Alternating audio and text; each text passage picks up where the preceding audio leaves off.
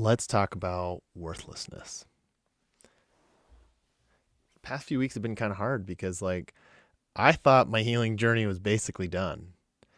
I was so excited. I was riding this high of, oh my God, I'm experiencing empathy. I wake up in the morning thinking about my partner. I'm not getting defensive in these fights anymore. In fact, Kira and I haven't fought for months. It's been quite beautiful. But this last weekend was kind of hard. Um, we had all five kids at home, Kira's boys and my boys. And uh, it was just kind of a lazy day because I was up super late Friday night with some friends, and we were just kind of chilling. And I have inside of me this productivity dragon and a play dragon. If I'm not either working hard or playing hard, find myself oftentimes feeling just like worthlessness. And the way that usually shows up is like a boredom, or it's just like an itchiness. It's I got to be doing things. And my whole life, I didn't look at that boredom as I feel worthless. It was just oh, I'm bored. Oh, I'm busy. I need to do things. And my whole family's this way. We all kind of joke about how we can't sit still. And it's almost when you go into someone's house and it smells like dog or something, immediately you're like, whoa, this stinks really bad. And then 30 minutes later, you can't smell it at all.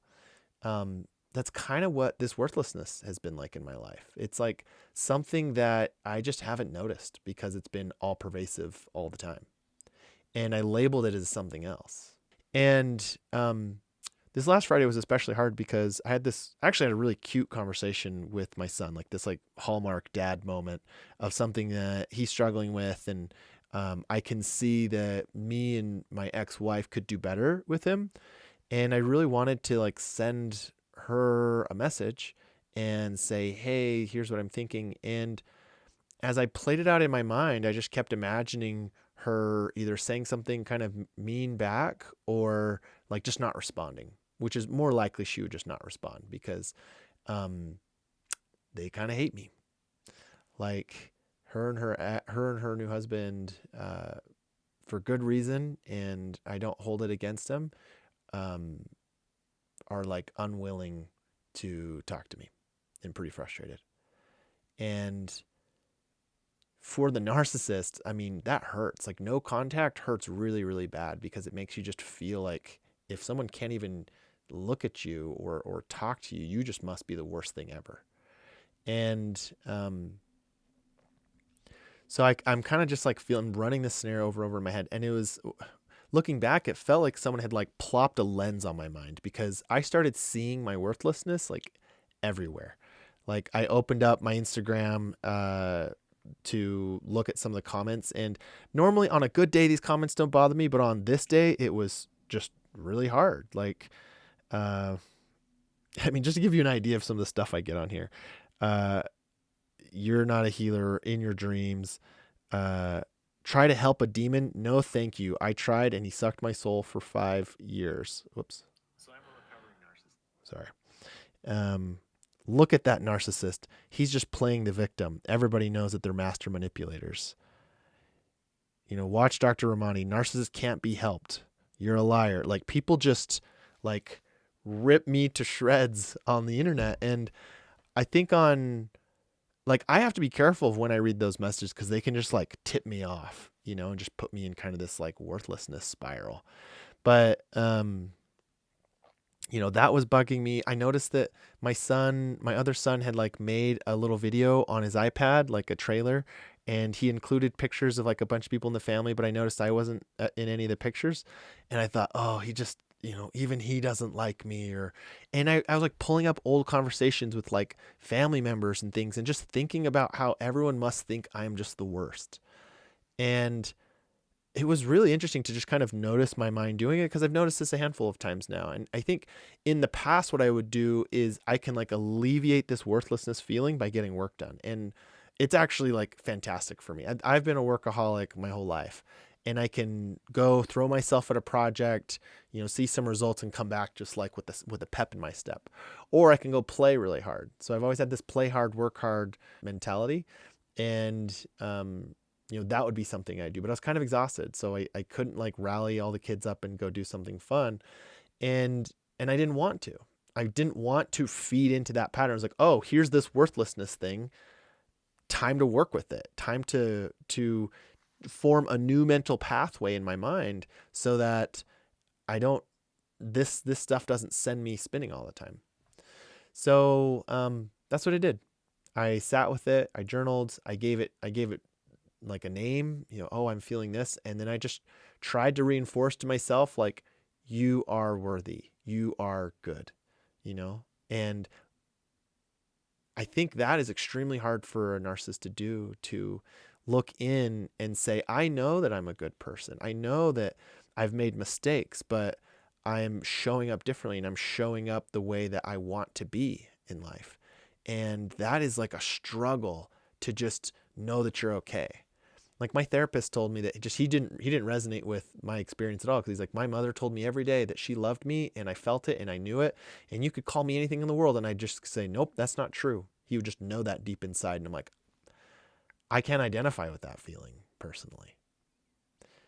And what's funny is that you never would have thought this of me. In fact, like if I went to my high school friends or anybody actually who knows me, previous to before I started talking about my narcissism and stuff, and about my issues, they would think I was like the most happy-go-lucky guy in the world. And like and I have had people be very surprised that I struggle with this feeling of like worthlessness. They're like, dude, you are super successful. I retired at age 32 and started like traveling the world. I built a business and took it on public on the New York Stock Exchange. I am a pretty fit guy and, have a great life. And I still will feel this like dark pit in my stomach sometimes of just feeling like I have no inherent worth. And so that's what I worked on this weekend. And I would also say that the other way I worked with it is I sat down with Kira and I got her, I just voiced it to her. And I think sometimes just expressing these things, just like deflates it a little bit, takes some of the air out of the intensity that's being felt.